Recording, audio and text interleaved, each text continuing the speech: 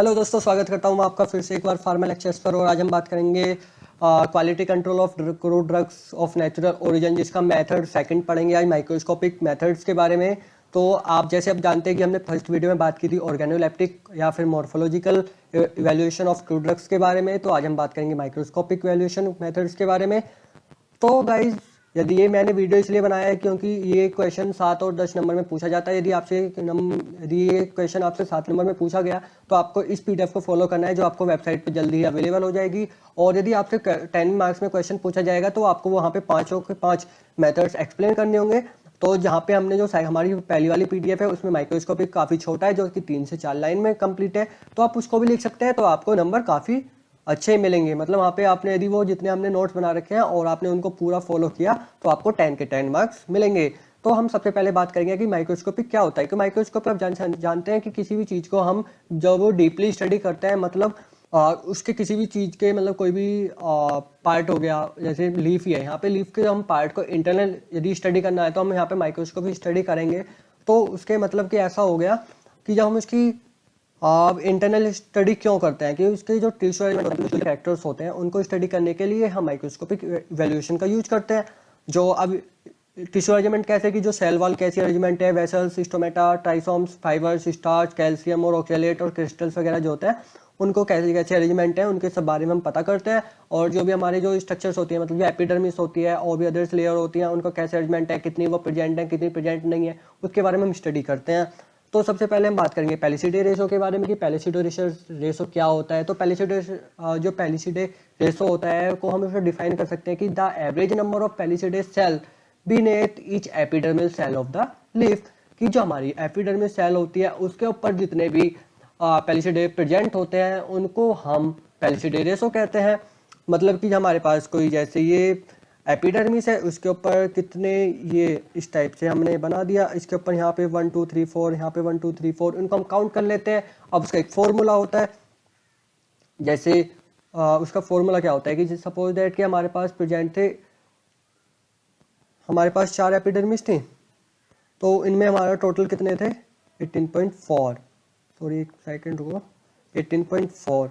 तो 18.4 को जितने हमारे पास एपिडर्मिस के ऊपर, जो मतलब एपिडर्मिस थे, एपिडर्मिस के ऊपर ही जो काउंट होंगे तो उनको हम डिवाइड करके हमारे पास जो आंसर आएगा वो आएगा 4.5। ठीक है, तो हमारे पास कितने, तो एक में कितने प्रेजेंट हुए 4.5। एक एवरेज निकल के आया कि हमारे जो एपिडर्मिस थे उसके एपिडर्मिस के ऊपर फेलिसिटी जो रेशो थे वो 4.5 का रेशो था। ठीक है, उसके बाद आता है, तो यहाँ पे एक एग्जांपल लेते हैं कि जो एट्रोपा बैलोडोमा होता है, जो एट्रोपा बैलोडोमा की लीव्स होती हैं। गाइस, यहाँ पे मैंने एट्रोपा बैलोडोमा का एग्जांपल लिया, वो कि एक लिया क्योंकि आपको इजीली यहाँ से याद हो सकता है। क्योंकि एट्रोपा बैलोडोमा की देखो जो लीफ होती है उस पर जो पेलिसिटी रेशो होती है वो 5 to 70 तक हो सकती हैं। तो आप टेंशन ना लें और आराम से पढ़ते रहें। उसके बाद आते हैं स्टोमेटल नंबर। तो स्टोमेटल नंबर क्या होता है कि the average number of stomatal present per square millimetre of the epidermis is known as stomatal number. कि जो हमारी एपिडर्मिस होती है, एपिडर्मिस पे जो एपिडर्मिस का जो एरिया होता है, मतलब जो पर स्क्वायर मिलीमीटर पे जो स्टोमेटा प्रेजेंट होते हैं उनको हम क्या बोलते हैं, स्टोमेटल नंबर बोलते हैं। तो गाइज, आपको स्क्रीन पे भी शो हो रहा होगा कि स्टोमेटल नंबर कैसे होते हैं, मतलब स्टोमेटा क्या होता है। वहाँ पे हमने आपको एक पूरा इसका स्ट्रक्चर दिखाया, मतलब फिगर दिखाया है लीफ का। तो आप वहाँ से इजीली स्टडी कर सकते हैं और देख सकते हैं। और या तो आप गूगल से जाके थोड़ा पढ़ सकते हैं कि स्टोमेटल कैसी दिखती है। और जब आप प्रैक्टिकल करेंगे तो वहाँ पे आपको काफ़ी अच्छे से एक्सप्लेन कर देंगे, क्योंकि आप खुद से करोगे।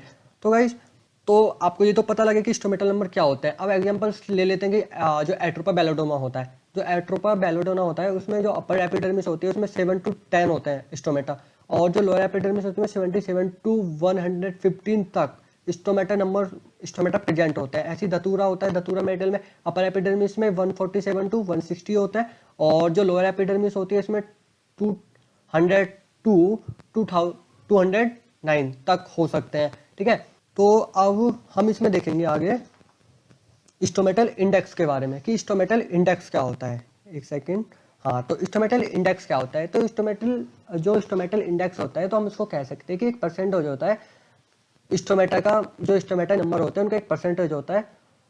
ठीक है, जो एपिडर्मिस सेल्स जो नंबर होते हैं, ठीक है, तो हम इसको एक जी लैंग्वेज में बात करें, the percentage proportion of the number of stomata to the number of epidermis cells to of a leaf is known as stomatal index. ठीक है, तो स्टोमेटल इंडेक्स क्या होता है, तो यहाँ पे एक फॉर्मूला है स्टोमेटा, मतलब जो यहाँ पे देखो इसको, जैसे एस आई है, एस आई का मतलब होगा स्टोमेटल इंडेक्स।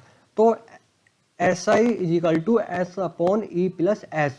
तो एस यहाँ पे जो है ये इसका मतलब है number of stomata per unit area, कि जो हमारी एपिडर्मिस में उसमें कितने स्टोमेटा प्रेजेंट है उस एरिया में। तो ई का मतलब हो गया यहाँ पे जो ई लिखा हुआ है वाला, इसका मतलब होगा कि number of epidermis cell in the same area. ठीक है, और तो हम यहाँ पे इसमें निकाल सकते हैं कि कैसे निकालेंगे, तो आप ट्राई करके देख सकते हैं। तो मैं आपको बता देता हूँ कैसे। सपोज दैट कि आपके पास कोई स्टोमेटल नंबर है, ठीक है, और एक सेकंड, आप इसको कुछ इस तरह से समझे। हमारे पास कोई ये मतलब लीफ है, और लीफ में हमारे पास कुछ इस टाइप से स्ट्रक्चर बने हुए हैं। ठीक है, और एक सेकंड मैं इसका कलर चेंज कर लेता हूँ। ठीक है, और हमारे पास जो यहाँ पे ये जो स्ट्रक्चर है कुछ इस टाइप से, मैं आपको और अच्छे से एक्सप्लेन, तो जो आपको स्क्रीन पे एक डायग्राम शो हो रहा होगा इस टाइप से आप देख लेना एक बार, तो आपको काफ़ी अच्छे से वहाँ पे एक्सप्लेन हो जाएगा। तो यहाँ पे जो हमारा सेकेंड, ठीक है, तो यहाँ पे हमारा ये प्रेजेंट है सपोजेट है ना, स्टोमेटल नंबर, स्टोमेटा प्रेजेंट है। तो सपोजेट कि हमारे पास जो स्टोमेटल नंबर है, देखो ऐसे कुछ जो हमारे पास स्टोमेटल नंबर है वो कितने है 15, एपिडर्मिस सेल कितनी है वो है 62।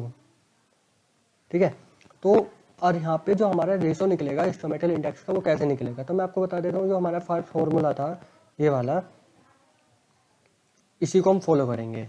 तो कैसे करेंगे, सबसे पहले हम क्या देखेंगे यहाँ पे, तो हमारे पास कितना था, एस कितने थे आपको याद है, कितने थे 15 थे जो हमारे पास स्टोमेटल नंबर थे। उसके पास हमारे पास एपिडर्मिस सेल कितनी थी 62, और हमारे पास फिर एस जो ये वाला एस था वो कितने थे 15 जो हमारे यहाँ सेम थे। उसके पास हमारा कितना आएगा, और इसको इंटू 100 करना है।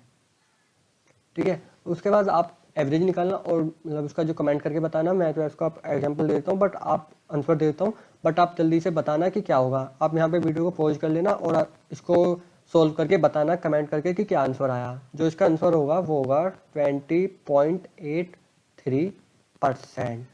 ठीक है, तो जैसे एट्रोपा बेलोडोना होता है, एट्रोपा बेलोडोना में अपर एपिडर्मिस बिल्कुल नील होती है, उसमें कोई स्टोमेटा प्रेजेंट नहीं होता, बट जो लोअर एपिडर्मिस होती है उसमें 20.2 से 23 तक स्टोमेटा प्रेजेंट होता है। ऐसी स्टोमेटा, अब स्टोमेटा की बात करें कि स्टोमेटा क्या होता है, तो यहाँ पे आप जैसे लिख रहा है कि stomata a minute epidermal opening present on aerial parts of plants. Stomata consist of central pore, 2 kidney shaped similar cells होती हैं, और जो उनके पास सब्सिडायरी सेल्स होती हैं। ठीक है, तो ये जो स्टोमेटा डिफरेंट टाइप्स के हो सकते हैं, मतलब उनके डिफरेंट शेप और साइज के बेस पे हो सकते हैं। तो जैसे मोस्ट टाइप होता है गिम्नो स्पेरोमस टाइप्स होते हैं, ग्रेमिनोस टाइप्स होते हैं, डाइको टाइल है ना, डाइकोटी हाइलिडोनस होते हैं। ऐसे यहाँ पे हमारे बात करेंगे वैन इंसलेट और वैन टर्मिनेशन नंबर के बारे में। तो यहाँ गाइज आपको जो ये 6 पॉइंट है, ये वेन,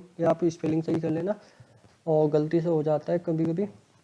तो यहाँ पे जो वेन इंसलेट नंबर है उसमें हम डिफाइन करते हैं नंबर ऑफ वेन्स को उसके पर स्क्वायर mm में। ठीक है, जो लीफ सर्विस होता है उसके पर mm पे। तो जो डिजिटैलिस परफ्यूरा होता है उसका जो पर स्क्वायर मिलीमीटर होता है, जो मतलब लीफ सर्फेस होता है उसका 2.5 to 3 होता है। ठीक है, और जो वैलिडेटेड टर्मिनेशन नंबर होते हैं, तो आपको स्क्रीन पे एक डायग्राम दिख रहा है, आप उनको फॉलो करना तो आपको पता लग जाएगा कि जो वैन इंसलेट नंबर होते हैं, वैन इनलेट नंबर होते हैं, वो क्या होता है। तो ये वैन टर्मिनेशन नंबर क्या होता है कि defined as the number of veinlet termination per square mm of the leaf surface between midrib and margin.